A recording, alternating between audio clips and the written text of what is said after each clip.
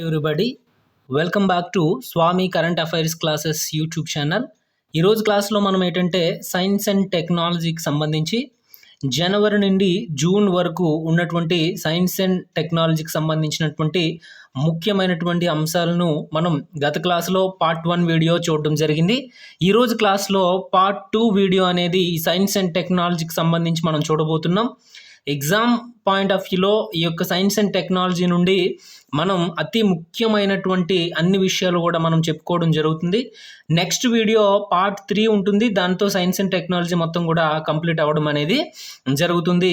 ఈరోజు క్లాస్లో part 2 video మనం చూస్తాం.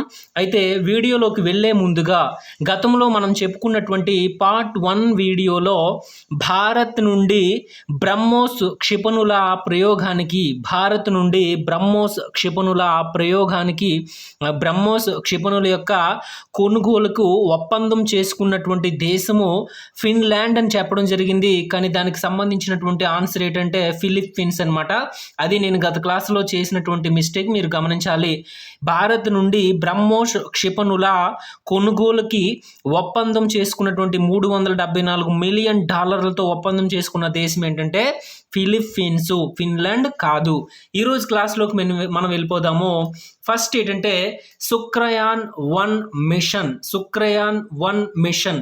అయితే శుక్ర గ్రహంపై జీవరాశి మనుగడకు అవకాశము ఉందో లేదో కనుగొనుటకు శుక్రుని యొక్క ఉపరితల వాతావరణం యొక్క పరిశోధనకు భారత అంతరిక్ష పరిశోధనా సంస్థ ఇస్రో చేపట్టబోతున్న మిషన్ పేరే శుక్రయాన్ 1. శుక్ర గ్రహంపై గతంలో జీవరాశి మనుగడ ఉండేది. గతంలో అక్కడ సముద్రాలు కూడా ఉండేవి. అయితే ఆ యొక్క శుక్రగ్రహం యొక్క అత్యధిక వేడి కారణంగా సముద్రాలు ఆవిరైపోవడం జరిగింది. అలాగే జీవరాశి మనుగడ కూడా అంతరించిపోవడం జరిగింది.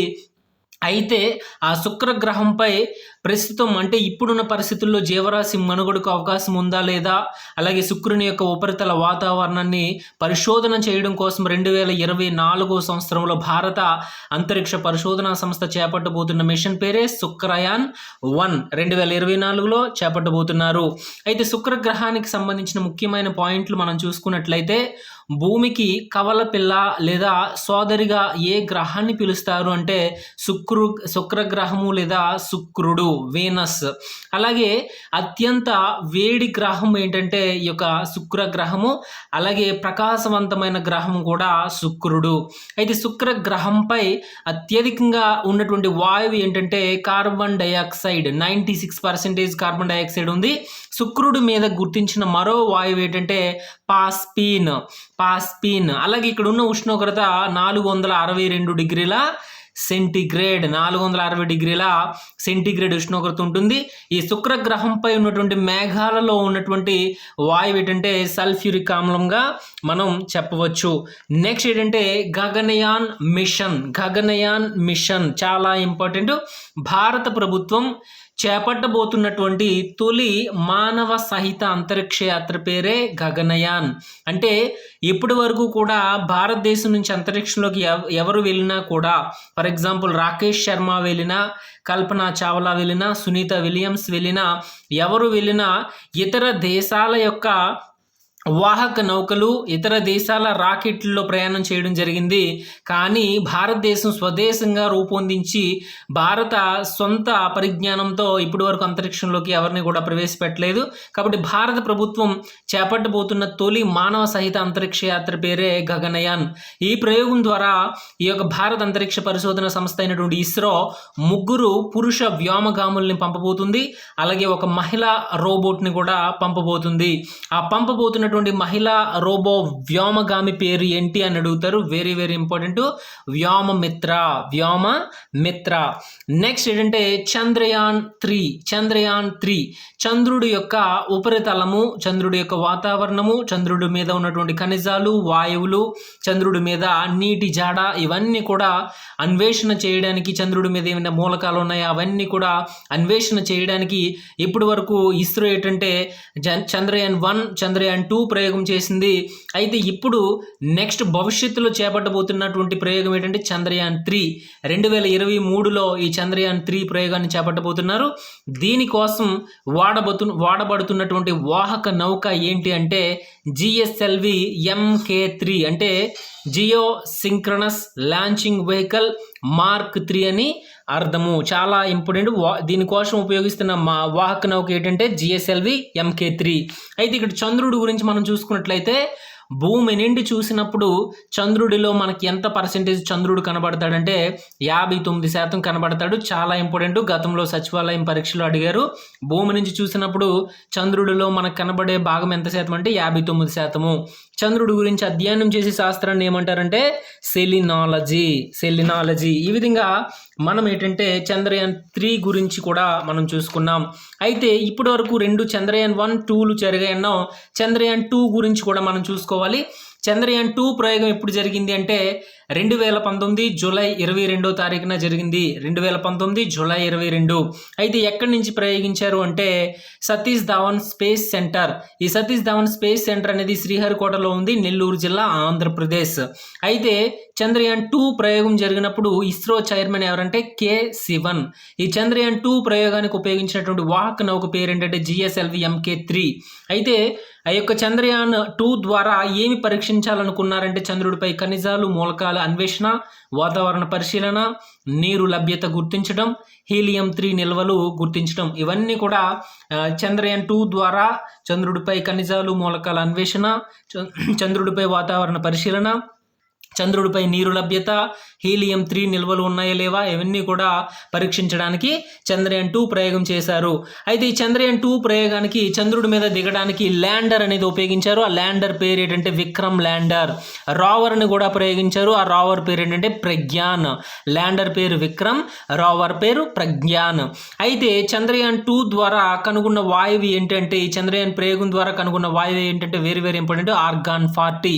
చంద్రయాన్ 2 ద్వారా చంద్రుడి మీద గుర్తించిన వాయువు ఏంటంటే ఆర్గాన్ 40. అయితే చంద్రయాన్ 2 ప్రయోగం అనేది విఫలమైంది. కారణం ఏంటంటే చంద్రుడి ఉపరితలం మీద దిగినటువంటి ల్యాండర్ అనేది చంద్రుడి నుంచి ఏంటంటే యొక్క సిగ్నల్స్ అనేవి కోల్పోవడం జరిగింది. కాబట్టి ఈ యొక్క ల్యాండర్ యొక్క సమాచారం మనకు తెలియలేదు. కాబట్టి చంద్రయాన్ 2 ప్రయోగం అనేది విఫలమైంది. అయితే ఆ యొక్క చంద్రుడి మీదకి దిగినటువంటి ల్యాండర్ యొక్క అన్వేషణను గుర్తించినటువంటి వ్యక్తి ఎవరంటే షణ్ముగ సుబ్రమణియన్, చెన్నై. అయితే ఇక్కడ చంద్రయాన్ 2 ప్రయోగానికి ఏ వాహక నౌక ఉపయోగించారంటే GSLV MK3. ఈ చంద్రయాన్ 2 ప్రయోగంలో ఉపయోగించినటువంటి ల్యాండర్ ఏంటంటే విక్రమ్, రోవర్ ఏంటంటే ప్రజ్ఞాన్. ఈ విక్రమ్ ల్యాండర్ను గుర్తించిన వ్యక్తి ఎవరంటే షణ్ముగ సుబ్రమణియన్. అలాగే చంద్రయాన్ 2 ద్వారా కనుగొన్న వాయువు ఏంటంటే ఆర్గాన్ 40. నెక్స్ట్ చంద్రయాన్ 1 గురించి మనం చూసుకున్నట్లయితే చంద్రయాన్ 1 ప్రయోగం అనేది 2008 అక్టోబర్ 22న జరిపారు.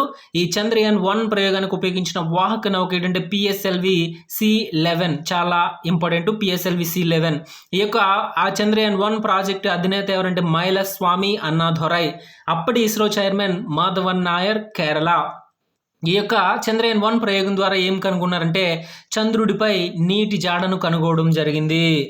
నెక్స్ట్ ఏంటంటే మార్స్ ఆర్బిటార్ మిషన్, మామ్ గురించి మనం చూద్దాం. మార్స్ ఆర్బిటార్ మిషన్, మార్స్ అంటే అరుణ గ్రహము లేదా అంగారకుడు గురించి మనం చూద్దాం. ఈ యొక్క భారత అరుణ గ్రహము, అంగారకుడు లేదా కుజుడు మీదకి చేపట్టినటువంటి భారత యాత్ర పేరే మామ్ అన్నమాట. అంటే భారతదేశము ఈ యొక్క అరుణ గ్రహమైనటువంటి అంగారకుడు మీదకి ఈ యొక్క చేపట్టబడినటువంటి యాత్ర పేరే మామ్ లేదా మార్స్ ఆర్బిటర్ మిషన్. ఈ యొక్క అరుణ గ్రహం మీద వాతావరణాన్ని పరిశీలించడం కోసం, అరుణ గ్రహ అన్వేషణ కోసం చేపట్టిన ఈ యొక్క మిషన్కి ఏం పేరు పెట్టారంటే మామ్ అని పేరు పెట్టారు. ప్రయోగం తేదీ ఎప్పుడు జరిగిందంటే 2013 నవంబర్ 5న ప్రయోగించారు. ఏ వాహక నౌక అంటే PSLV C25. చంద్రయాన్ 1 అంటే PSLV C11. ఈ యొక్క మార్స్ ఆర్బిటర్ మిషన్ అంటే PSLV C25. అయితే ఈ యొక్క మామ్ ప్రయోగంలో ఈ యొక్క కక్షలోకి అంటే అంగారకుడి యొక్క కక్షలోకి ఈ యొక్క మార్స్ ఆర్బిటర్ మిషన్ చేరిన తేదీ ఏంటంటే 2014 సెప్టెంబర్ 24. భారతదేశము అలాగే ఆసియా పరంగా కూడా చూసుకున్న మొదటి గ్రహాంతర మిషనే ఈ యొక్క మార్స్ ఆర్బిటర్ మిషన్గా మనం చెప్పవచ్చు. అంటే భారతదేశం ఏంటంటే ఆసియాలోనే అంగారకుడిపై ఈ యొక్క మిషన్ని పంపించిన తొలి దేశంగా నమోదవడం జరిగింది. Next Aditya L1 machine. Aditya L1, ఆదిత్యుడు అంటే సూర్యుడు అని మనకు అర్థమవుతుంది. ఆదిత్య L1 అంటే సూర్యుడి యొక్క వాతావరణాన్ని అధ్యయనం చేయడం కోసం భారతదేశం పంపబోతున్నటువంటి మిషన్ పేరే ఆదిత్య L1. ఎప్పుడు పంపించబోతున్నారంటే 2022. అంటే సూర్యుడి మీద అన్వేషణకు భారత ఇస్రో పంపనున్నటువంటి మిషన్కి ఏం పేరు పెట్టారు అంటే ఆదిత్య L1. నెక్స్ట్ ఏంటంటే లూపెక్స్ మిషన్, LUPEX లూపెక్స్ అనగా lunar polar exploration machine. LU అంటే లోనార్, P అంటే పోలార్, EX అంటే ఎక్స్ప్లోరేషన్ మిషన్. అయితే ఇది ఎందుకు అంటే లోనార్ అనబోసరికి మనకు చంద్రుడు అని గుర్తుకు రావాలి. చంద్రుడు దక్షిణ ధ్రువ ప్రాంతము, సౌత్ పోల్ ఏమైతే ఉందో, దక్షిణ ధ్రువం ఏమైతే ఉందో ఆ యొక్క సౌత్ పోలార్ ప్రాంతంలో చంద్రుడిపైకి ల్యాండరు రోవరు పంపి ఆ యొక్క దక్షిణ ధ్రువ ప్రాంతాన్ని అన్వేషణ చేయడం కోసం ఈ లూపెక్స్ మిషన్ అనేవి తయారు చేయడం జరుగుతుంది. అయితే పంపబోవడం జరుగుతుంది. దాంట్లో భాగస్వామ్యం ఎవరెవరు ఉన్నారంటే ఇస్రో, భారత అంతరిక్ష పరిశోధన సంస్థ ఇస్రో, అలాగే జపాన్ యొక్క స్పేస్ ఏజెన్సీ జాక్సా. లూపెక్స్ అనేటువంటి మిషన్లో భారతదేశం ఏ దేశ స్పేస్ ఏజెన్సీతో సహాయం పొందింది అంటే జపాన్ అనమాట. జాక్సా అని గుర్తుపెట్టుకోండి. ప్రయోగం ఎప్పుడు చేయబోతున్నారంటే 2024. ఈ లూపెక్స్ మిషన్ ద్వారా దేన్ని పరిశీలించబోతున్నారంటే దక్షిణ ధ్రువము, చంద్రుడి యొక్క దక్షిణ ధ్రువంపై పరిశోధన చేయబోతున్నారు. ఏ ర్యాకెట్ అంటే H3 ర్యాకెట్. నెక్స్ట్ ఏంటంటే పార్కర్ సోలార్ ప్రోబ్ మిషన్. దీని యొక్క ఉద్దేశం ఏంటంటే సూర్యుడి యొక్క వాతావరణ అధ్యయనానికి నాసా పంపిన స్పేస్ క్రాఫ్ట్ పేరేంటంటే ఈ యొక్క పార్కర్ సోలార్ ప్రోబ్గా మనం చెప్పవచ్చు. అయితే ఇక్కడ మనం ఇందాక చూసుకున్నాం జపాన్ యొక్క స్పేస్ ఏజెన్సీ పేరు జాక్సా అన్నాం. అమెరికా యొక్క స్పేస్ ఏజెన్సీ పేరు నాసా. అలాగే మనం చూసుకున్నట్లయితే జపాన్ జాక్సా, రష్యా రోస్కోస్, అలాగే యూరోపియన్ యూనియన్కి మనం చూసుకున్నట్లయితే కెనడాకి అయితే కెనడా అంటే CSA. అలాగా మనం చూసుకున్నట్లయితే ఇంపార్టెంట్ ఏంటంటే అమెరికా అనబోసరికి నాసా అని గుర్తుపెట్టుకుంటారు స్పేస్ ఏజెన్సీ పేరు. అలాగే అమెరికాకి నాసా, జపాన్కి జాక్సా, అలాగే రష్యాకి రోస్కోస్ అని గుర్తుపెట్టుకోండి, కెనడాకి CSA. స్పేస్ ఏజెన్సీలో 5 దేశాలకు మాత్రమే ఉన్నాయి. ఈ విధంగా మీరు రష్యాకి రోస్కోస్ అని, జపాన్కి జాక్సా అని, అలాగే అమెరికాకి నాసా అని, కెనడాకి CSA అని గుర్తుపెట్టుకోండి. Next Parker solar probe mission. ఉద్దేశం ఏంటంటే సూర్యుడి వాతావరణ అధ్యయనానికి నాసా పంపినటువంటి స్పేస్ క్రాఫ్ట్ పేరే ఈ యొక్క పార్కర్ సోలార్ ప్రోబ్ మిషన్. ప్రపంచ చరిత్రలోనే తొలిసారి సూర్యుడి ఉపరితల వాతావరణంలోనికి విజయవంతంగా ప్రవేశించినటువంటి స్పేస్ క్రాఫ్ట్ ఏంటంటే పార్కర్ సోలార్ ప్రోబ్ అనమాట. సూర్యుడి ఆకర్షణ, అయస్కాంత క్షేత్రాల ఆకర్షణ అక్కడ సౌర పదార్థంపై ప్రభావం చూపుతున్నాయని దీని ద్వారా పరిశోధకులు తెలపడం జరిగింది. ప్రయోగం ఎప్పుడు ప్రయోగించారంటే ఆగస్టు 12, 2018, 2021 ఏప్రిల్ 28న సూర్యుని ఉపరితలాన్ని చేరింది. నెక్స్ట్ నిసార్ మిషన్ చాలా ఇంపార్టెంట్. నిసార్ మిషన్ అంటే ఈ యొక్క ప్రయోగం తేదీ ఎప్పుడు జరగబోతున్నారంటే నిసార్ మిషన్ యొక్క ప్రయోగాన్ని 2023లో. ఉద్దేశం ఏంటంటే భూ ఉపరితలంపై జరుగుతున్నటువంటి మార్పులు, అలాగే ఆ యొక్క భూ ఉపరితలంపై జరుగుతున్న మార్పుల ఆధారంగా తదనంతరం జరిగే పరిణామాలని లెక్కించడం కోసం ఈ మిషన్ను ప్రయోగించబోతున్నారు నిస్సార్. అయితే ఈ అడ్వాన్స్డ్ రాడార్ ఫోటోల ద్వారా ఈ మిషన్ని పంపించిన తర్వాత అక్కడ రాడార్ ఫోటోల ద్వారా భూ ఉపరితలంపై మంచు ఏ విధంగా కరుగుతుంది, భూకంపాలు ఏ విధంగా వస్తున్నాయి, సునామీలు ఏ విధంగా వస్తున్నాయి, అగ్నిపర్వతాలు ఏ విధంగా బద్దలవుతున్నాయి, కొండ చర్యలు విరిగిపడి పరిణామాలు ఏ విధంగా ఉన్నాయి, అవన్నీ కూడా ఈ నిసార్ మిషన్ ఎప్పటికప్పుడే రాడార్ ఫొటోస్ తీయడం ద్వారా మనకి సమాచారం ఎప్పటికప్పుడే తెలియడం జరుగుతుంది. దానికోసం ఈ నిసార్ మిషన్ 2023లో పంపించబోతున్నారు. భూ ఉపరితలంపై జరుగుతున్నటువంటి మార్పులు అలాగే పరిణామాల కోసం ఈ మిషన్ని పంపించబోతున్నారు 2023లో. అయితే ఈ నిసార్ మిషన్ ఎవరెవరు పంపించబోతున్నారంటే 3 సంవత్సరాల కాల పరిమితితో ప్రతి 12 రోజులకు ఒకసారి కూడా ఇది ప్రపంచం మొత్తాన్ని కూడా స్కాన్ చేయడం జరుగుతుంది. అయితే ఒప్పందం ఎవరెవరికి మధ్య జరిగిందంటే ఇస్రో మరియు నాసాల మధ్య జరిగింది 2014 సెప్టెంబర్ 30.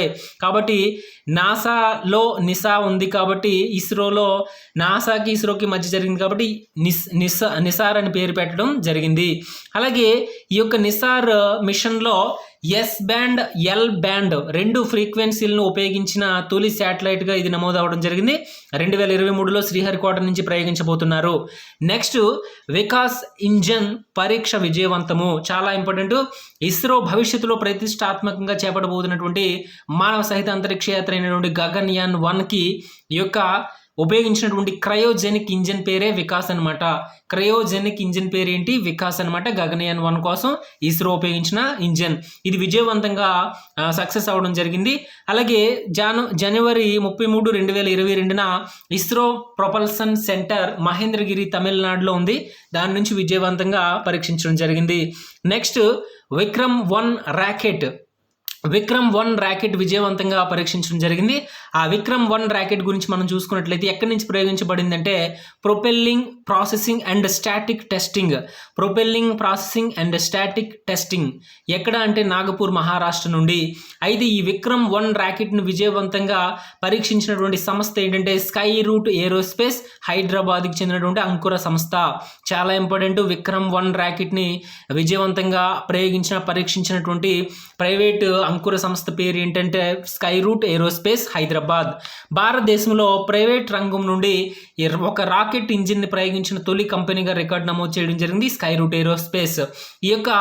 ఈ విక్రమ్ 1 ర్యాకెట్లో ఎన్ని దశల్లో ఇది ఉంటుందంటే 3 దశల్లో ఇది పనిచేస్తుంది. ఘన ఇంధనంతో పనిచేస్తుంది. 480 కేజీల బరువు గల ఉపగ్రహాలను అంతరిక్షంలో 500 కిలోమీటర్ల వరకు తీసుకెళ్తుంది. స్కై రూట్ యొక్క CEO ఎవరంటే ప్రస్తుతం పవన్ కుమార్ చందన. 3వ దశకు భారత మాజీ రాష్ట్రపతి అబ్దుల్ కలాం 100 అని పేరు పెట్టడం జరిగింది. నెక్స్ట్ మనం చూసుకున్నట్లయితే చూడండి PSLV C51 ప్రయోగము. PSLV C51 ప్రయోగం గురించి మనం చూద్దాం. PSLV C51, PSLV C52, PSLV C53 గురించి చూడాలి. ఆల్రెడీ మనం గత వీడియోలో PSLV C53 గురించి మనం చూసుకున్నాం. ఈ వీడియోలో PSLV C51-2 గురించి కూడా చూద్దాం. PSLV C51 ద్వారా ఎప్పుడు ప్రయోగించారంటే మార్చి 1, 2021. ఈ యొక్క PSLV C51ని ఎక్కడి నుంచి అంటే ఎప్పుడు ప్రారంభించారు? ఎప్పుడంటే వాహనౌక ఏంటంటే PSLV C51 భారత అంతరిక్ష పరిశోధన సంస్థ ఇస్రో ప్రయోగించడం జరిగింది. అయితే ఎక్కడి నుంచి అంటే సతీష్ ధావన్ స్పేస్ సెంటర్ నెల్లూరు నుంచి. హైలైట్స్ ఏంటంటే ఇస్రోకి చెందినటువంటి న్యూ స్పేస్ ఇండియా వాణిజ్య పరంగా చేపట్టినటువంటి ఈ ప్రయోగమే PSLV C51. New space India చేపట్టింది. అయితే ఈ ప్రయోగంలో ప్రధానంగా ఒక ఉపగ్రహాన్ని ప్రయోగించారు. అదేంటంటే అమెజానియా 01. ఈ అమెజానియా 01 అనేది PSLV C51 ద్వారా ప్రయోగించారు. అది ఏ దేశానికి చెందిందంటే బ్రెజిల్. ఇది మొట్టమొదటిసారిగా ఫస్ట్ భూ పరిశీలన శాటిలైట్ అనమాట. ఫస్ట్ ఎర్త్ అబ్జర్వేషన్ శాటిలైట్గా మనం చెప్పవచ్చు. PSLV C51 ద్వారా ఒకేసారి 19 ఉపగ్రహాలు పంపారు. నెక్స్ట్ PSLV C52 గురించి మనం చూద్దాం. ఈ PSLV C52 ప్రయోగం అనేది ఎప్పుడు జరిగిందంటే 2022 ఫిబ్రవరి 14. పరీక్షించిన స్థలం ఏంటంటే సతీష్ ధావన్ స్పేస్ సెంటర్, శ్రీహరికోట. అయితే ఇస్రో నూతన చైర్మన్, కొత్తగా ఎంపికైనటువంటి చైర్మన్ ఎస్ సోమనాథ్ యొక్క తొలి ప్రయోగము. అలాగే 2022లోని కూడా తొలి ఇస్రో ప్రయోగంగా PSLV C52ను చెప్పవచ్చు. అయితే ఆ PSLV C52 ద్వారా ఏమేమి 3 ఉపగ్రహాలను పంపించారు, వాటి యొక్క ఉపయోగము అవి ఏంటంటే ఇన్స్పైర్ శాట్ 1 అదేంటంటే భూమి యొక్క ఐనో ఆవరణను అధ్యయనం చేయడం కోసం పంపించారు. ఇన్స్పైర్ శాట్ 1 భూమి యొక్క ఐనో ఆవరణ అధ్యయనం, కాలపరిమితి 1 సంవత్సరం. నెక్స్ట్ ఏంటంటే RISAT 1 అంటే వ్యవసాయము, అటవీ, నీటి వనరుల సమాచార అన్వేషణ కోసం పంపించారు. RISAT 1 దీని యొక్క కాలపరిమితి 10 సంవత్సరాలు. RISAT అంటే వ్యవసాయము, అడవులు, నీటి వనరుల సమాచారం కోసం పంపించారు. నెక్స్ట్ మూడోది INS-2TD ఉపగ్రహము. ఈ 3 కూడా పంపించారు. INS-2TD అనేది భారత్, భూటాన్ కలిపి రూపకల్పన చేశాయి. సైన్సు మరియు ప్రయోగాత్మక పేలోడ్స్ కోసం రూపకల్పన చేయడం జరిగింది. నెక్స్ట్ ఆర్టెమిస్ మిషన్ అంటే ఏంటంటే 2024లో చంద్రుడి మీదకి నాసా పంపబోతున్నటువంటి మిషన్ పేరే ఆర్టెమిస్. నాసా అంటే అమెరికా అంతరిక్ష పరిశోధన సంస్థ పంపబోతున్నటువంటి మిషన్ పేరే ఆర్టెమిస్. అయితే మొట్టమొదటిసారిగా ఈ ఆర్టెమిస్ మిషన్ ద్వారా చంద్రుడి మీద ఒక నెట్వర్క్ని నెలకొల్పబోతున్నారు, 4G నెట్వర్క్. అయితే ఎంపిక చేసుకున్న నెట్వర్క్ పేరు ఏంటంటే నోకియా. అయితే ఈ ఆర్టెమిస్ మిషన్లో ముఖ్య పాత్ర వహించిన భారతీయుడు ఎవరంటే నిశాంత్ బత్రా. నెక్స్ట్ మనం చూసుకున్నట్లయితే DAVINCI and VERITAS mission. DAVINCI and VERITAS mission చాలా ఇంపార్టెంట్. ఉద్దేశం ఏంటంటే ఈ డావించి వెరిటాస్ మిషన్ అనేవి 2028-30 మధ్యలో ప్రవేశపెట్టబోతుంది నాసా. అయితే ఈ ఉద్దేశం ఏంటంటే శుక్రగ్రహం యొక్క పరిశోధన కోసం. అయితే డావించి వ్యోమనౌక ద్వారా ఏమి కనిపెట్టబోతున్నారంటే శుక్రగ్రహ వాతావరణంపై మూలకాల అన్వేషణ గురించి డావించిని ప్రవేశపెట్టబోతున్నారు. అలాగే వెరిటాస్ ద్వారా శుక్రుడిపై సాగరాలు సముద్రాలు ఉండేవా లేదా మరియు శుక్రుడి ఉపరితల మ్యాపింగ్ చేయబోవడం జరుగుతుంది. శుక్రుడి యొక్క ఉపరితల మ్యాపింగ్ కోసం వెరిటాస్, శుక్రగ్రహ వాతావరణం కోసం వాతావరణంపై మూలకాల అన్వేషణ కోసం డావించి ఈ రెండింటిని కూడా 2028-30లో నాసా పంపించబోవడం జరుగుతుంది. నెక్స్ట్ 15వది అంగారకుడిపై అన్వేషణకు చైనా విజయవంతంగా పంపించిన ఒక రోవర్ ఉంది. ఆ యొక్క రోవర్ గురించి మనం చూద్దాం. అంగారకుడిపై అన్వేషణకు అంగారకుడిపై వాతావరణము, నేల, నీటి లభ్యత ఇవన్నీ పరిశోధన కోసం చైనా విజయవంతంగా పంపినటువంటి రోవర్ పేరు జొరాంగ్. ఈ జొరాంగ్ రోవర్ అనేది విజయవంతంగా అంగారక కక్షలోకి చేరడం జరిగింది. అలాగే ఈ రోవర్ ద్వారా ల్యాండర్ను కూడా విజయవంతంగా దించింది. కాబట్టి ఒకే మిషన్ ద్వారా ల్యాండరు రోవర్ని అంగారకుడిపై పంపించినటువంటి తొలి దేశంగా చైనా నమోదవడం జరిగింది. అయితే ల్యాండర్ని ఎక్కడ దించిందంటే ఉటోపియా ప్లానిటియా అనేటువంటి అంగారకుడి యొక్క ఉత్తర లావా మైదాన ప్రాంతంలోకి దించడం జరిగింది. అయితే ఈ జొరాంగ్ రోవర్ని ఏ వ్యోమనౌక ద్వారా చైనా పంపిందంటే తియాన్వెన్-1. అయితే అమెరికా, రష్యా తర్వాత రోవర్ని అంగారకుడిపై పంపించిన 3వ దేశంగా చైనా నమోదైంది. జొరాంగ్ అనగా చైనా భాషలో అగ్నిదేవుడు అని అర్థము. ఈ విధంగా మనం పార్ట్ 1, పార్ట్ 2 వీడియోలు అనేవి మనం క్లియర్గా చూసుకోవడం అనేది జరిగింది. నెక్స్ట్ పార్ట్ 3 వీడియోలో ప్రముఖ ఐఐటీలు అలాగే వాటి యొక్క ముఖ్యమైన ఇన్ఫర్మేషన్, అలాగే కోవిడ్-19కి సంబంధించినటువంటి మొత్తం వ్యాక్సిన్లకు సంబంధించినటువంటి ఇన్ఫర్మేషన్ అవన్నీ కూడా నెక్స్ట్ పార్ట్ 3 వీడియోలో మనం క్లియర్గా చెప్పుకోవడం జరుగుతుంది. ఇది ఫ్రెండ్స్ ఈ రోజు క్లాసు. ఈ వీడియో నచ్చినట్లయితే దయచేసి లైక్ చేయడం అనేది మర్చిపోవద్దు. అలాగే కామెంట్ బాక్స్లో కామెంట్ చేయండి. అలాగే మీ ఫ్రెండ్స్ అందరూ కూడా షేర్ చేయడం అనేది మర్చిపోకండి. ఫైనల్గా ఎవరైనా మన ఛానల్ని ఫస్ట్ టైం చూస్తున్నా, ఇంకా ఎవరైనా సబ్స్క్రైబ్ చేసుకోకపోయినా దయచేసి మన ఛానల్ని సబ్స్క్రైబ్ చేసుకోండి. నెక్స్ట్ ఈ సైన్స్ అండ్ టెక్నాలజీకి సంబంధించి పార్ట్ 2 వీడియోతో మళ్ళీ కలుసుకుందాం. Thank you very much.